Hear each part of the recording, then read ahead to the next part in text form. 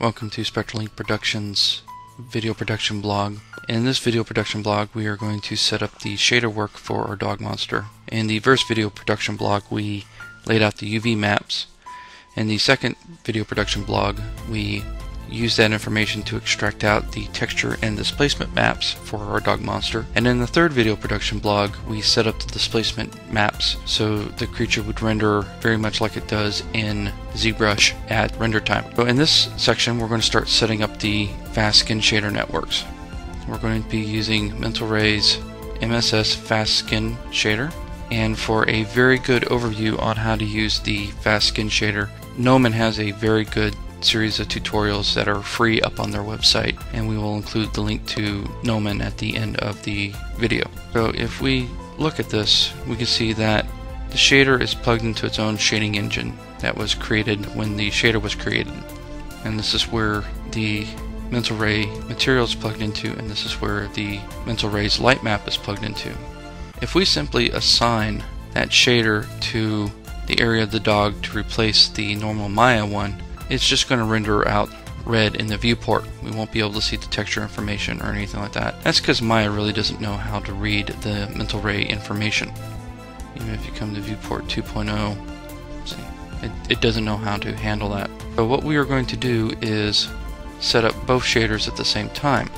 And this is basically just a convenience. When we render a Mental Ray, it will render with the Mental Ray shader. The Maya shader is simply for us to better see what's going on in the viewport.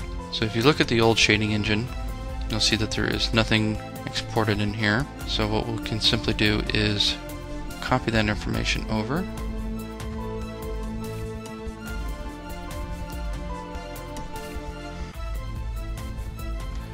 So now we can see the Maya shader in the viewport, but when we render it we will see the Mental Ray fast skin shader because we will be rendering with Mental Ray. And so here we have our test render, and you can see that the Mental Ray shader is coming on in the areas where it's assigned, and the standard Maya shaders are on in the areas where we haven't set them up yet.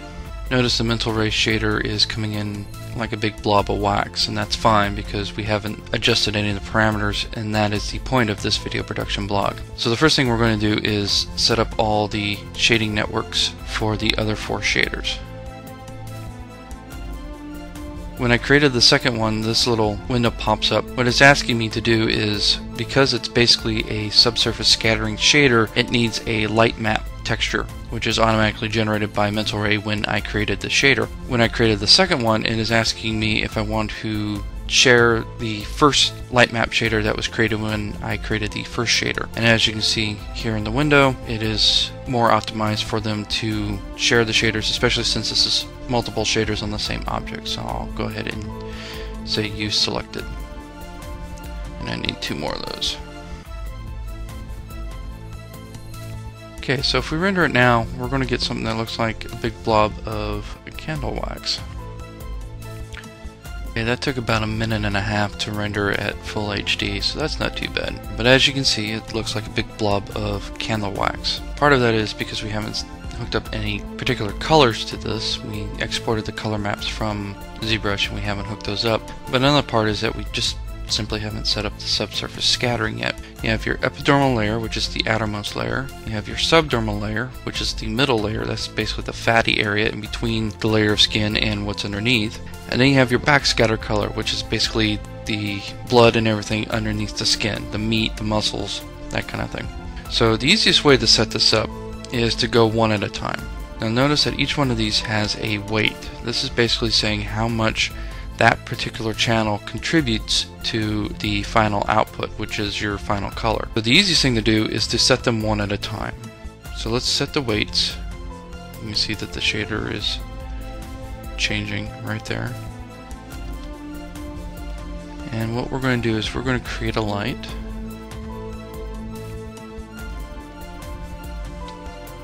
So this is the backscatter color, so you won't actually see it until it's lit from behind. So we're going to set this light, we're going to put it directly behind the character, and what we're going to see is hopefully a kind of red halo effect.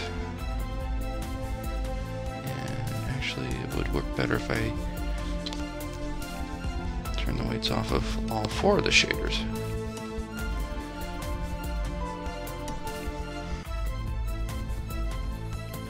Okay, so here it is with the backscatter on, with the one light, with the ray tracing and the displacements and everything. It actually took about 8.5 minutes and about 3 gigs of RAM.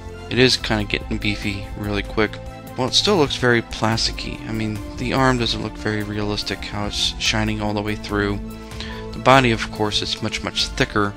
So how do we control this? And also notice that it's very grainy here, so there's a couple of issues right now. So the first thing we can do is work on the grainy bit, and that part's easy. If we come over here to the light map, you'll see that the samples are set to 64.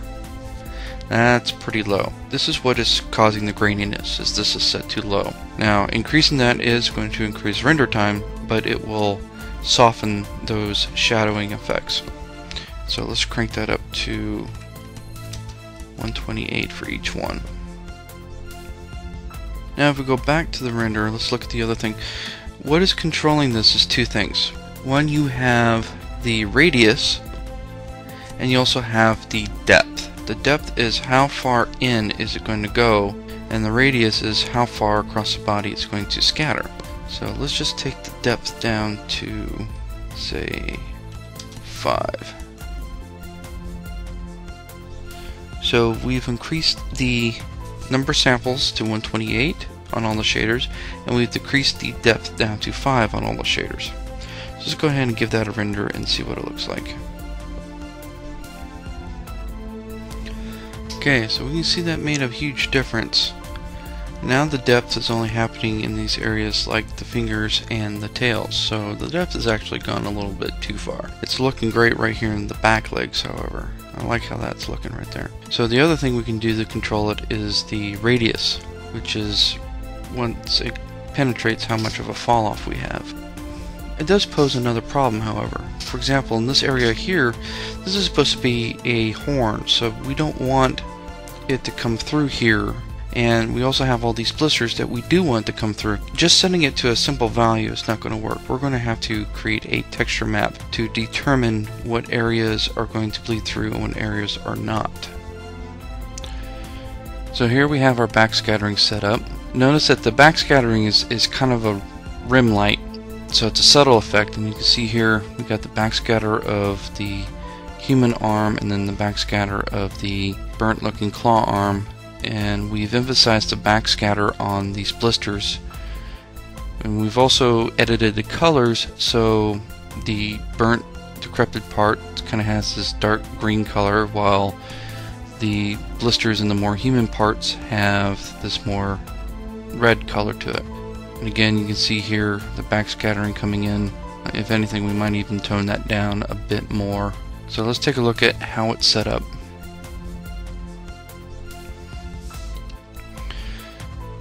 I'm just going to look at one shader because they're all set up pretty much identically. They just have different maps. So for the backscatter, we have 3 separate maps. What I've done, if you take a look at Photoshop, take a look here. This is the depth channel for the backscatter. What I did was I quickly painted this up on the model in ZBrush. I poly painted it and then I edited it here in Photoshop. It was just easier to do adjustments here within Photoshop than it was to go back and forth to ZBrush once I got the initial maps made out. I use the same maps for depth and radius, but I use them in 2 different ways. So you see here, this is the radius and this is the depth. Now what happens is white becomes 1 and black becomes 0. But the depth we want for that shader is more like 20 or 30. So how do we turn 1 into 20 or 30? What happens is the color channels get compressed down to the alpha. As we saw with the displacement maps, if we crank up the alpha gain, we are multiplying that effect. So 1 times 30 becomes 30. Do the same thing with the radius. Again, the alpha gets plugged into the radius. Here the alpha gain's only 10, and that's why they're plugged in 2 separate occasions. What they're doing is, depth is how far into the mesh that the light is penetrating. The radius is how far across the surface it'll expand afterwards. And we can see that just for example, like we can see this area right here. If we decrease the radius to, say, let's decrease the alpha gain to the radius to 5, and then let's see what that effect is.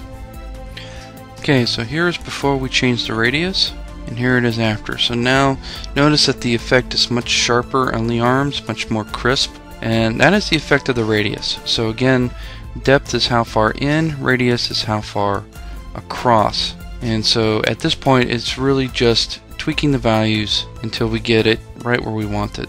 This is probably a bit heavy. We can tone down the radius. This is probably about right, maybe right around there, because again the backscatter should be a rim effect. It shouldn't really glow throughout the entire body like that. And so that's pretty much the backscatter. In the next blog we'll move on to the subdural and epidural layers of the fast skin shader.